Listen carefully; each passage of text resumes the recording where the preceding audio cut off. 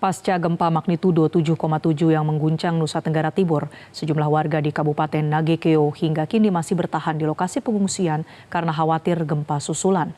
Upaya pemulihan dan penanganan trauma terus dilakukan. Informasi selengkapnya kami bergabung dengan jurnalis Metro TV Joy Jones langsung dari Nagekeo, Nusa Tenggara Timur. Joy, bagaimana kondisi warga yang mengungsi saat ini, termasuk bagaimana kecukupan dari bantuan untuk kebutuhan dasar atau kebutuhan medis bagi warga?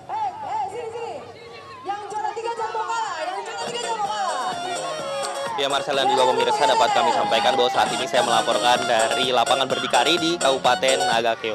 Pemirsa, salah satu hal yang menjadi penting dalam proses pemulihan pasca bencana ini, pemirsa, adalah trauma yang mereka alami, Marcel dan juga pemirsa. Karena memang salah satu hal yang menjadi concern dari pemerintah saat ini adalah untuk melakukan trauma healing kepada masyarakat. Salah satunya kepada anak-anak yang mengalami trauma healing. Yang di layar kaca Anda ini, pemirsa, adalah salah satu upaya yang dilakukan oleh Polres dari Nagekeo dan juga bersama Biro Psikologi ESDM Polri, pemirsa. Saat ini anak-anak melakukan permainan yang dibuat oleh teman-teman dari kepolisian untuk melakukan trauma healing pada mereka. Kenapa hal ini penting, Marcel dan juga pemirsa, dilakukan? Karena hingga saat ini sudah belasan hari mereka tinggal di tenda-tenda dan mereka tidak berani masuk ke dalam rumah mereka saja pada saat tidak gempa pun, karena memang gempa susulan sangat sering sekali terjadi mereka alami, bahkan mereka sering sekali menangis. Namun berikut adalah sebersit sukacita yang mereka rasakan di tengah trauma yang mereka alami. Pemirsa, untuk mengetahui kelengkapannya, pemirsa, kenapa hal ini terus dilakukan oleh pihak kepolisian, saat ini sudah bersama saya Kapolres Nagekeo AKBP Rahmat. Bapak Rahmat, izin Bapak, saya mau wawancarai sedikit Bapak terkait dengan trauma healing ini, Bapak. Bapak, kita tahu 11 hari bukan waktu yang singkat Bapak untuk dihadapi oleh teman-teman di sini, termasuk Bapak juga yang menjadi korban, Bapak. Kenapa hal ini menjadi penting dilakukan oleh Polri trauma healing ini, Bapak? Ya, seperti yang kita ketahui bersama, ya kan, bahwa dari arahan Bapak Kapolda dan Kapolri bahwa trauma healing ini kami melakukan pendekatan berupa beberapa metode, yang itu metode bermain, kemudian ada juga metode psikologi terapi, kemudian kami juga metode BSF. Nah, untuk hari ini kami menggunakan metode bermain untuk menghilangkan rasa trauma, apalagi terhadap anak-anak. Bapak, bagaimana sih Pak? Boleh gambarkan sedikit situasi masyarakat sekarang terkait dengan traumanya. Bagaimana masyarakat ini masih trauma, Bapak? Mungkin bisa digambarkan. Ya, alhamdulillah sekarang ya Mas, seperti yang kita lihat, kalau dibanding dengan hari-hari pertama, ya kan, memang masyarakat, apalagi anak-anak, ya masih banyak yang trauma, apalagi masuk ke dalam suatu tempat, gedung, dan seperti yang kita ketahui sampai sekarang masih ada gempa-gempa susulan. Jadi sekarang alhamdulillah anak-anak ini untuk traumanya agak berkurang karena hampir setiap hari, ya hampir setiap hari kita melaksanakan trauma healing setiap sore di sini. Baik Bapak, nanti saya akan kembali ke Bapak menanyakan hal yang lebih luas lagi terkait dengan pengamanan. Namun saya mau cari anak-anak dulu, Pak. Mana ini anak-anak yang bisa saya wawancarai? Ini, adik-adik, kakak mau wawancara sedikit ya. Ayo, ini namanya siapa? Askia, Citra, Fauzia, Aini, Karlin. Ini kayak gimana selama tinggal di pengungsian ini, adanya trauma healing ini, adanya main-main ini gimana? Tadi main apa aja? Main apa? Buat susun piramida pakai gelas, tapi pakai tali dengan karet. Iya. Seru. Setidaknya bisa menghibur ya kakak.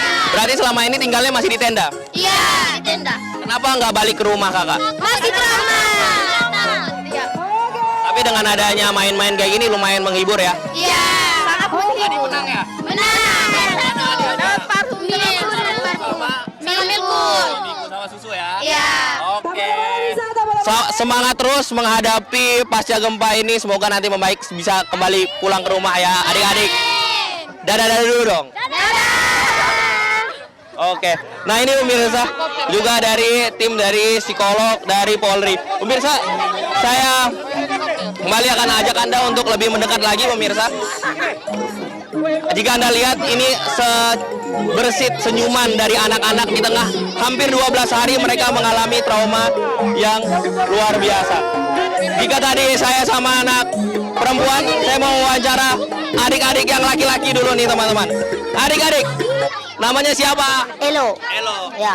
Ini adik-adik, selama ini tinggalnya di tenda ya? Adik-adik. Ya. Selama ini tinggalnya di tenda ya? Ya. Tinggal di tenda. Ya. Terus ini ada main-main ini gimana rasanya? Senang. Adik kenapa nggak sekarang masih tinggal di tenda? Kenapa masih bertahan di tenda?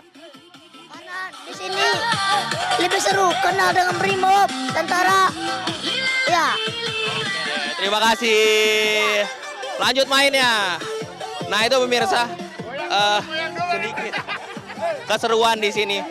Memang pemirsa 11 hari kami rasakan melihat para anak-anak ini begitu sulit hidup di tenda pengungsian. Namun kegiatan pada sore hari ini cukup membantu mereka untuk kembali memulihkan rasa trauma mereka. Nah pemirsa, terkait dengan situasi saat ini di Nusa Tenggara Timur, khususnya di Kabupaten Nagakeo ini, memang bantuan sudah mulai ada dan sudah ada sejak hari-hari awal pemirsa. Kebutuhan makanan memang sudah hampir mencukupi di kawasan ini, di daerah-daerah setidaknya yang kami lewati dan kami lihat. Namun ada hal pemirsa yang cukup penting sekali, yaitu adalah pasca pemulihan dari kegiatan ini atau pasca pemulihan dari bencana alam ini, untuk mereka bisa kembali ke rumah mereka dan juga bisa kembali beraktivitas normal sebelum terjadinya gempa bumi ini. Demikian Marcel yang dapat kami sampaikan, kembali ke studio. Baik, terima kasih rekan Joy Jones melaporkan langsung dari Nagakeo, NTT. Jelajahi cara baru mendapatkan informasi. Download Metro TV Extend sekarang.